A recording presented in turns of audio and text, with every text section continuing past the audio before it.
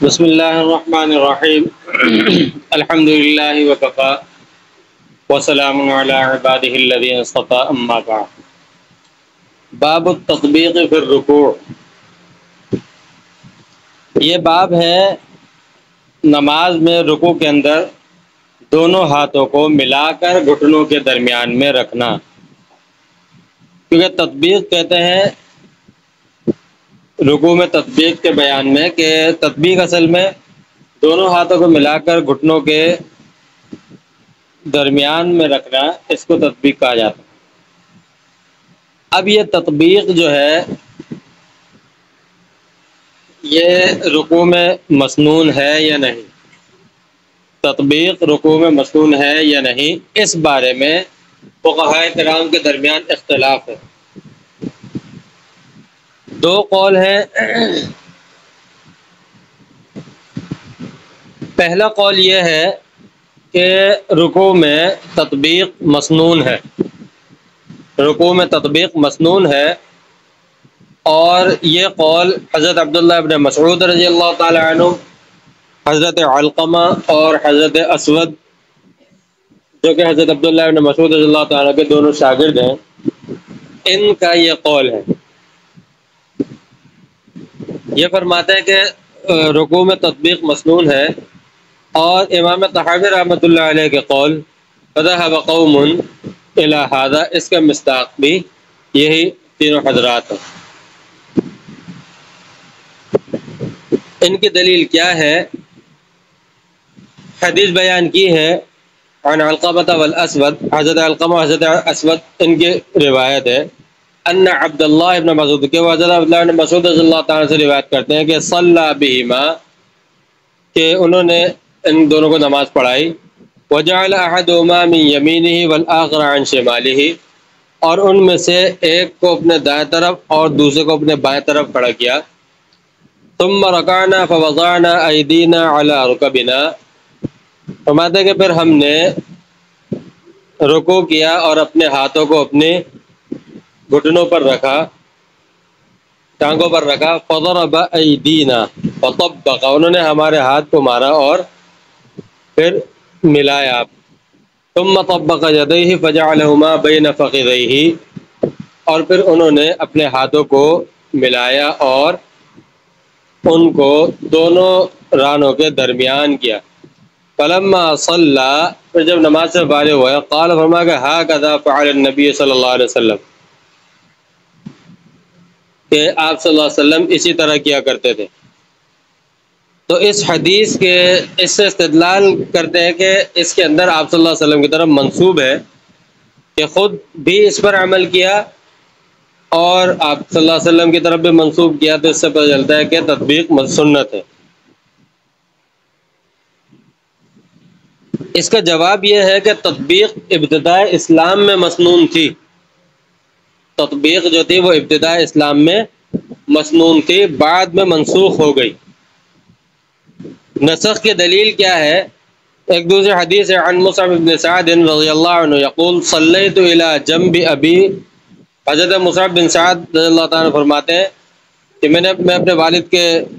پہلو میں نماز پڑھ رہا تھا، فجعلت یدی بین رکبتی، کہ میں نے اپنے ہاتھ دونوں گھٹنوں کے درمیان رکھے، فضرب یدی، انہوں نے میرے ہاتھ پر مارا، فقال، نے کہا یا بنی انا كنا نفعل هذا، ہم ایسا کیا کرتے تھے، فامرنا ان نضرب بالاكف على الركب،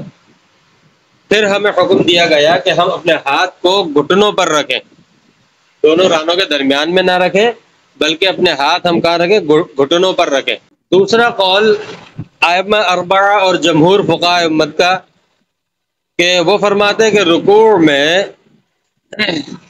ہاتھوں سے گھٹنوں کو پکڑنا یہ مسنون ہے، یعنی گھٹنوں پر ہاتھ رکھنا اور انہیں پکڑنا یہ مسنون ہے۔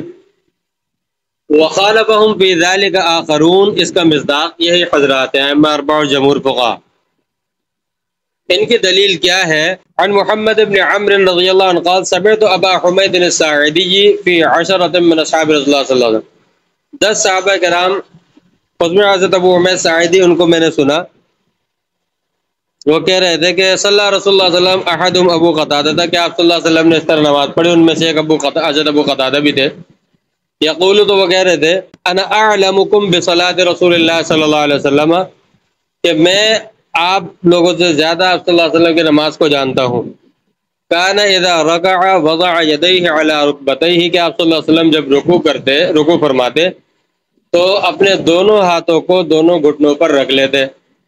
کأنہ قابض علیہما، اس طرح گویا کہ انہیں پکڑا ہوا ہے۔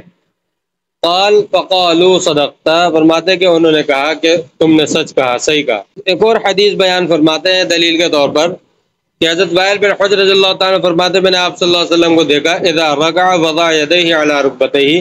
کہ جب رکوع فرماتے تو اپنے دونوں ہاتھ گھٹنوں پر رکھتے۔ ان دونوں حدیث میں صراحت ہے کہ آپ صلی اللہ علیہ وسلم رکوع میں ہاتھوں کو گھٹنوں پر رکھا کرتے تھے۔ اس سے پتہ چلتا ہے کہ ہاتھوں کو گھٹنوں پر رکھنا مسنون ہے۔ اس پر حضرت امام طحاوی رحمۃ اللہ علیہ نے نظر بھی قائم فرمائی، فرماتے کہ تمام اعضاء یعنی دونوں پاؤں، دونوں ہاتھ وغیرہ قیام، قعود اور سجدے میں بالاتفاق الگ الگ رکھنا مسنون ہے۔ بالاتفاق الگ الگ رکھنا مسنون ہے۔ اس پر نظر اور قیاس کا تقاضا یہ ہے کہ رکوع میں بھی ہاتھ الگ الگ رکھنا ہی مسنون ہونا چاہیے، اور یہ اسی وقت ہوگا کہ جب دونوں ہاتھوں کو گھٹنوں پر رکھنا مسنون قرار دیا جائے، یعنی دونوں ہاتھوں کو گھٹنوں پر رکھنا جب مسنون کہا جائے اسی صورت میں دونوں ہاتھ الگ الگ رکھے جا سکتے ہیں، اس لیے یہی مسنون اور افضل ہے۔ اعضاء کو الگ الگ رکھنے کی دلیل کیا ہے؟ اس کی دلیل حدیث ہے، حضرت عبداللہ بن بحیرہ رضی اللہ تعالیٰ عنہ آپ صلی اللہ علیہ وسلم فرماتے ہیں کہ ان رسول اللہ کان اذا سجد فرج بین ذراعیہ وبین جنبیہ حتی یری بیاض ابطیہ، کہ آپ صلی اللہ علیہ وسلم جب سجدہ فرماتے تو اپنے دونوں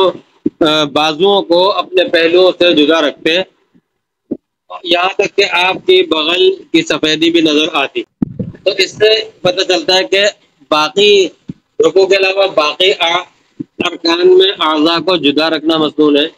اور رکوع کے اندر پھر ملانے کی دلیل کوئی نہیں ہے، رکوع میں بھی جدا رکھنا ہی مسنون ہے۔ تطبیق کا مطلب یہ ہے کہ دونوں ہاتھوں کو یعنی ہتھیلی کو ملا کر اور پھر رکوع کرتے وقت کوہنیاں جو رانوں پر رکھی جائے اور ان کو رانوں کے بیچ میں رکھ لیا جائے، دونوں گھٹنوں رانوں کے بیچ میں ہاتھوں کو یعنی دونوں ہاتھوں کو جیسے جوڑتے وہ جوڑ کر دونوں ہتھیلیوں کو ایک ساتھ جوڑ کر اور انگلیاں یوں موڑ کر ایک دوسرے میں ڈال کر اس کو رکھ لیا جائے، اس کو تطبیق کہا جاتا ہے۔ تو حضرت علقمہ حضرت رسول اللہ مسعود رضی اللہ تعالیٰ عنہ ان کا حضرت علقمہ اور اسود یہ فرماتے ہیں کہ حضرت عبداللہ بن مسعود رضی اللہ تعالیٰ عنہ نے اس طرح کیا، لیکن باقی ہمارے پاس جمہور کا مسلک یہ ہے کہ تطبیق مسنون نہیں ہے، بلکہ گھٹنوں پر ہاتھ رکھ کر اور گھٹنوں کو تھوڑا سا پکڑنا یہ مسنون ہے، جیسا کہ آنے والی احادیث ان سے یہ پتہ چلتا ہے۔